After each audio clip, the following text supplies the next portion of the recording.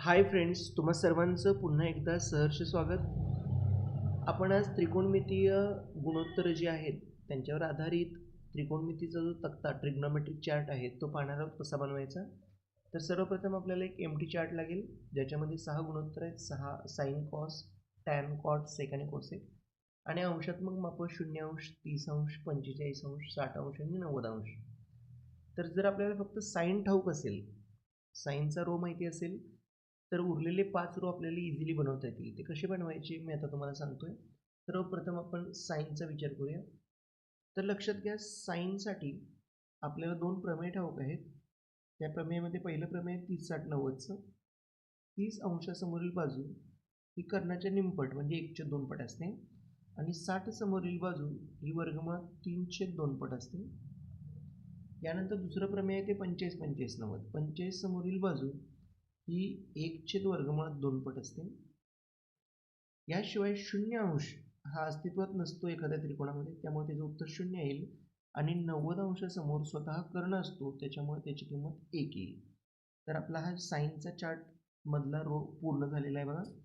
आता हा रो जसा आपण इथं या क्रमाने गेलेलो आहे, तर हा क्रम फक्त आपल्याला उलटा लिहायचा आहे, म्हणजे इकडून इकडे यायचं आहे. तर आपला काय होईल, कॉसचा चार्ट तयार होईल.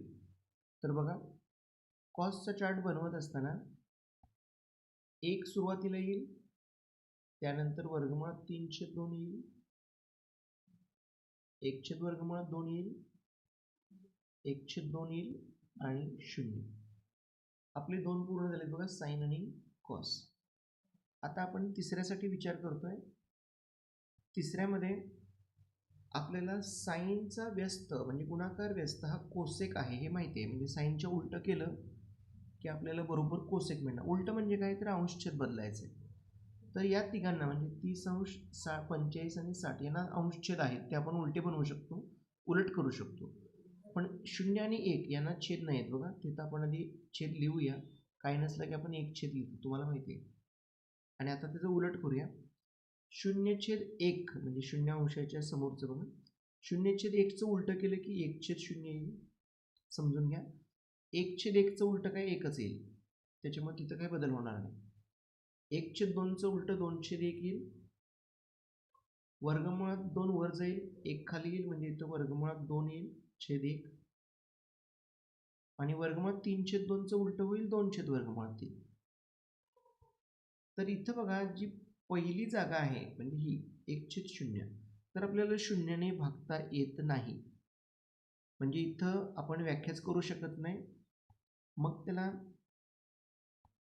इंग्लिशमध्ये एनडी म्हणतो आपण, नॉट डिफाईन्ड, आणि मराठीमध्ये सांगता येत नाही असं म्हणतोय. मी आता इथं तुम्हाला फक्त एनडी लिहून दाखवतो. एनडी म्हणजे नॉट डिफाईन्ड, व्याख्या करता येत नाही. आणि इथं आणखी एक काम आपण करू शकतो की इथं जो वर्गमुळात 2/1 आहे तिथे 1 लिहायची काही गरज नाही छेदात. 2/1 आहे तिथं सुद्धा 1 लिहायची गरज नाही. तर आपला चार्ट हा पूर्ण झालाय बघा. आता काय करायचं, हाच चार्ट सेक करताना क्रम बदलून लिहायचा. म्हणजे आपण आता असं गेलो, आता आपण असं यायचं सेकसाठी, कारण सेक आणि कोसेकचं नातं तसं आहे. तर मी तुम्हाला त्या दोघांची मेजरमेंट म्हणजे जी माप आहेत ती लिहितो. सुरुवातीला 1 येईल, नंतर 2/3, नंतर वर्गमुळात 2, नंतर 2, आणि पुन्हा नॉट डिफाईन्ड, व्याख्या करता येत नाही किंवा सांगता येत नाही. तर अशा प्रकारे आपल्याला 4 गुणोत्तर मिळालेत बघा. कॉसच्या उलटं केलं तरी सुद्धा तुम्हाला सेक मिळतं, म्हणजे फक्त अंशछेद बदलले तरी तुमचं काम होऊन जाईल.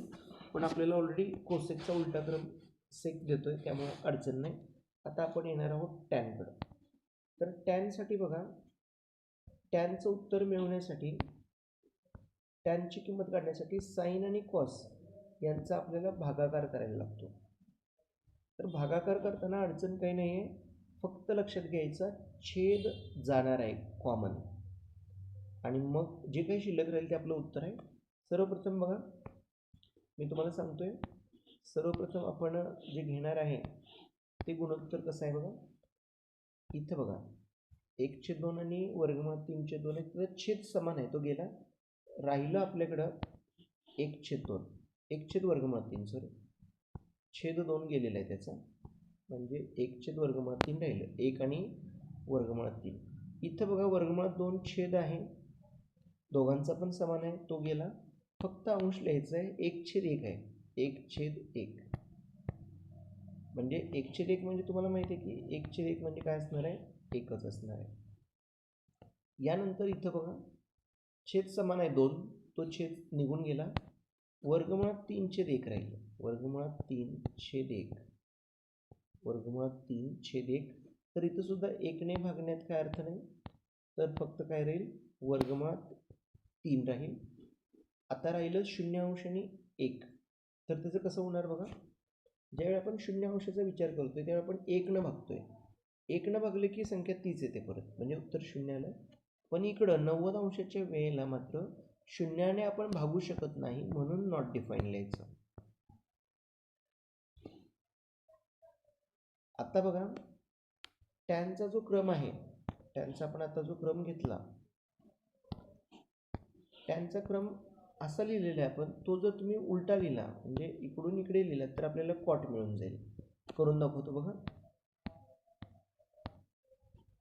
पहिल्यांदा येईल ND म्हणजे नॉट डिफाईन्ड, नंतर येईल वर्गमुळात 3, नंतर येईल 1, नंतर येईल 1/3 आणि नंतर येईल 0. अशा प्रकारे आपला हा चार्ट पूर्ण झालेला आहे. माझ्या मते तुम्हाला आता बऱ्यापैकी हा चार्ट समजेल, आणि हा चार्ट पुन्हा पुन्हा एम्प्टी चार्ट घेऊन तो फिलअप करण्याचा तुम्ही जर सराव केलात तर इझिली तुम्हाला हे जमेल. तर काही शंका असेल तर कमेंट बॉक्समध्ये नक्की टाका. व्हिडिओ आवडला असेल तर लाईक, शेअर, सबस्क्राईब करा.